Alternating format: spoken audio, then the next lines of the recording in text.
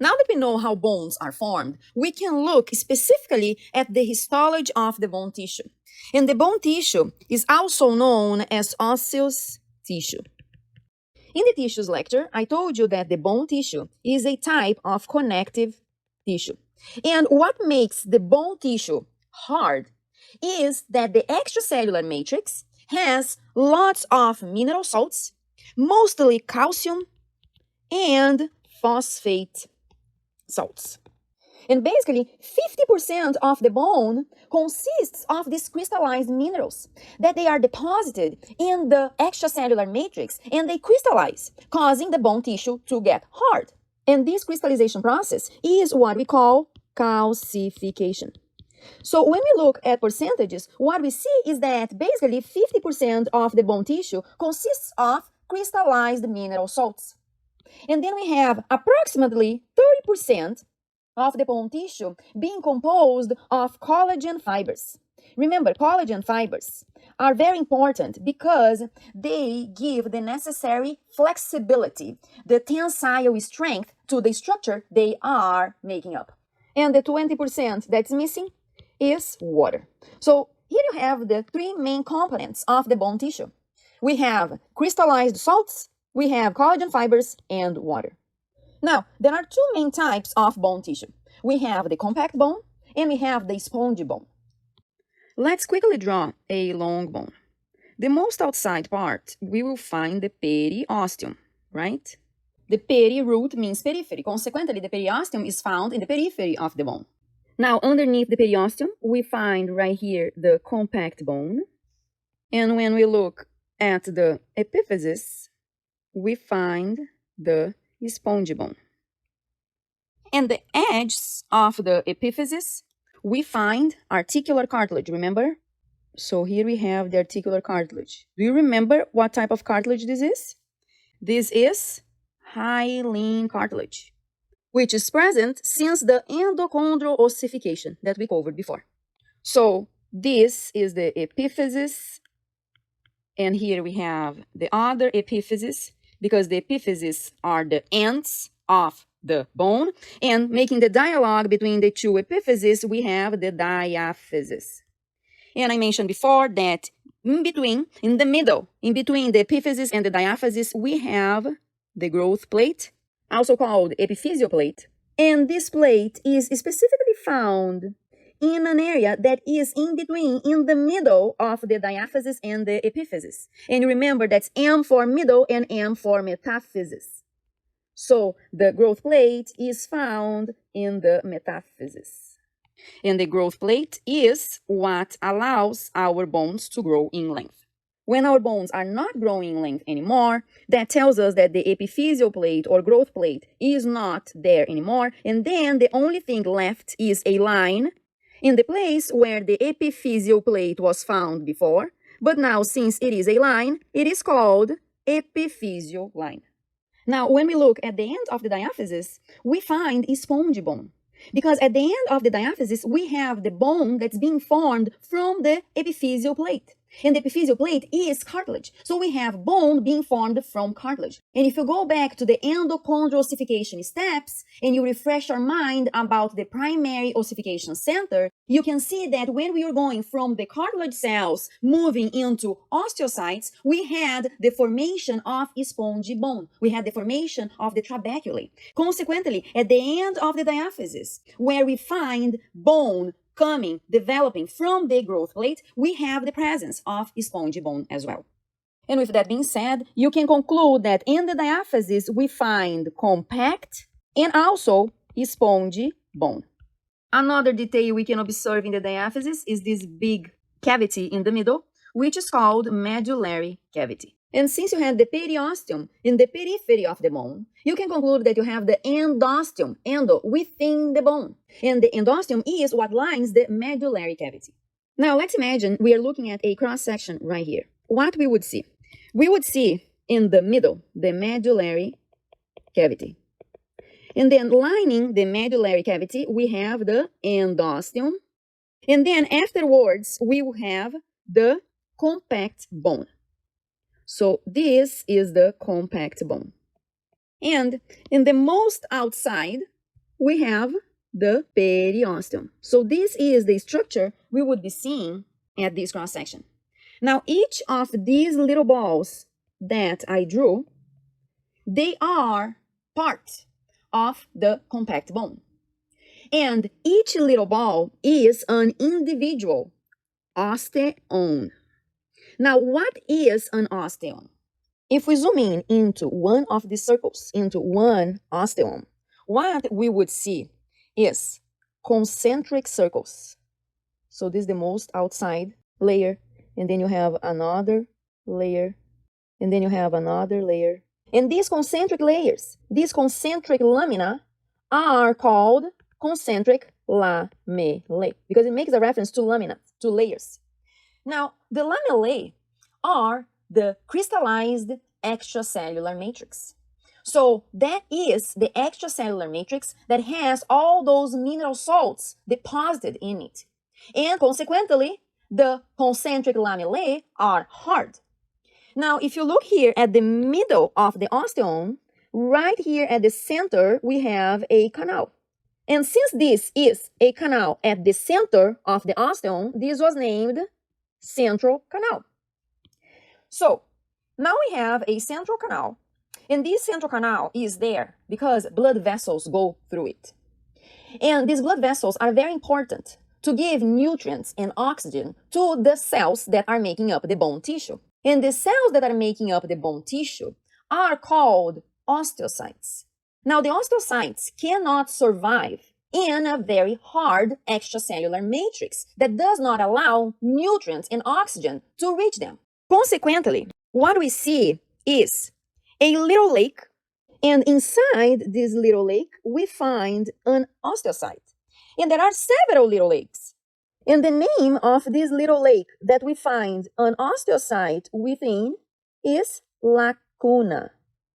So lacuna is the little lake at which the osteocytes are found within.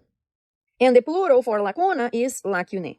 So right now we're seeing that an osteon consists of concentric lamellae, so rings of calcified extracellular matrix. And within these rings, we have spaces, which are little lakes that house the osteocytes. And the little lakes that house the osteocytes are called lacunae. And what happens is that at the center of the osteon, we have the central canal. And through the central canal, we have blood vessels passing. And these blood vessels are there to deliver nutrients and oxygen to the osteocytes, and also to remove waste. Now, as you can expect, we need to have a way of communicating the osteocytes with the blood vessels that are going through the central canal.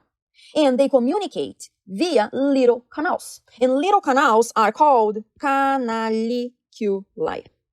So literally, what we see is little canals, so canaliculi, radiating from the bone lacuna, where we have the osteocyte within it. And these canaliculi communicate the bone lacuna with another bone lacuna in the same osteon. And also, these canaliculi can communicate a bone lacuna with the central canal. And at the end, what we have is a system of interconnected little canals that goes through the osteon and is capable of providing the many routes necessary to deliver nutrients and oxygen to all osteocytes within that osteon, and also to remove waste from all the osteocytes that are within that osteon. And things keep getting interesting when we look at these little canals, at these canaliculi. Because what we see is that the osteocyte has finger-like projections going through the canaliculi. And when these finger-like projections are going through the canaliculi, we have two neighboring osteocytes capable of communicating, and this communication is done via gap junctions. Now, keep in mind that this is a single osteon. This is a single circle right here in the compact bone. And the compact bone consists of several osteons right next to each other. And if you look at this arrangement now, you can really see that the compact bone is not solid. Now, even though the compact bone is not solid, the compact bone is much more compact than the spongy bone. Because the spongy bone, as the name says, it has the appearance of a sponge. However, it is a very hard and rigid sponge. Because it is composed, it is made from the same substances as the compact bone is. In the spongy bone, we have crystallized mineral salts, we have collagen fibers, and we have water. The main difference is that in the spongy bone, we have these empty spaces. And obviously, these empty spaces make the spongy bone much lighter than the compact bone. And with that, the spongy bone reduces the overall weight of a bone, and also it reduces the overall weight of the skeleton. And by reducing the overall weight of the skeleton, it allows us to have faster movements. Now, these thin columns that we see in the spongy bone is the place where we find the bone tissue per se. And these thin columns are called trabeculae. And if we go ahead and we look at a cross-section in one trabecula, what we see is concentric lamellae, the same way we saw in the osteon. But now in the spongy bone, we don't call that osteon. We just call trabecula. And these concentric lamellae, they go all the way filling up the center. Because in the case of the spongy bone, we don't need to have blood vessels going through the middle of the trabecula because we have blood vessels going through all these empty spaces between all trabeculae. And these blood vessels going through the empty spaces of the spongy bone provide nourishment to the osteocytes present in the spongy bone. Now, the same way we had the little lakes with osteocytes within the osteon, when we look at the trabecula in the spongy bone, we find little lakes which are called bone lacunae, and within each lacuna we find an osteocyte. In the same way we had in the osteon, we have here in the trabecula canaliculi, which are little canals that serve as passageways for nutrients and oxygen to go to all different lacuna and reach all the osteocytes we have within this trabecula. So all these osteocytes can receive their nutrients and oxygen necessary to survive, and also they can have their metabolic wastes removed.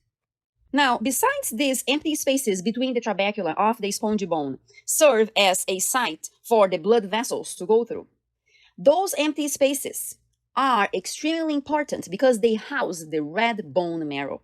And the red bone marrow is the place where we have the red and white blood cell production. And also platelets are formed in the red bone marrow. We find red bone marrow in the ends of long bones and also in flat bones. Now, when we look in adults, not all ends of long bones have red bone marrow. When we look in adults, red bone marrow is restricted to the femur and humerus bones, which are long bones found in the thigh and in the arm, respectively. But we find red bone marrow in flat bones, and we have several flat bones, such as the sternum, the ribs, the skull, the pelvis. So we have red bone marrow in different places of our body, and the places are restricted to the spaces within the spongy bone. Now, besides red bone marrow, we have yellow bone marrow. Yellow bone marrow is basically fat because it's mostly adipose cells, adipocytes. And the main function of the yellow bone marrow is to store fat. And we find it mostly in the shafts of long bones. Now, the long bones that had the red bone marrow at the ends within the spongy bone, but now they do not have that red bone marrow there anymore because it is an adult. That red bone marrow was replaced by yellow bone marrow. So in adults, we find yellow bone marrow in the middle, in the shafts of long bones, and also in the epiphyses, in the ends of long bones. Now that we know that we have spongy bone and compact bone, I would like to point out that throughout our life, our spongy bone and our compact bone are being constantly renewed. We have an ongoing renewal of old bone with new bone tissue. And this ongoing renewal is what we call bone remodeling. Now, obviously, the word is remodeling because you are remodeling something that already exists. Like if you're remodeling your kitchen, what is the first step that needs to be done? You need to destroy the old kitchen before you put a new one in place. So the first step in bone remodeling is to crush up the old bone. And we know that the cells that crush up bone are called osteoclasts. So osteoclasts go into action and they crush up, C for clasts and C for crush up, they crush up the old bone tissue. And when they crush the old bone tissue, they reshape the bone organ. And this action of the osteoclast crushing up the old bone tissue and causing the reshape of the bone organ is what we call resorption. And resorption is the reshape of the old bone because we are having the osteoclast crushing up that old bone tissue. Now, after the old bone tissue was removed, what happens? We have the deposition of the new bone tissue. And the deposition of the new bone tissue is done by the cells that are born to build bone, which are called osteoblasts. And the deposition of the new bone tissue done by osteoblasts receives the name of bone deposition. So it makes sense. So we have first the bone resorption, and then we have the bone deposition. If we're talking about the compact bone, we are talking about old osteons being replaced by new osteons. If we're talking about spongy bone, we are talking about old trabecula being replaced by new trabecula. So even though bone appears to be rigid and permanent, it is really not. Bone remodeling happens throughout our lifetime.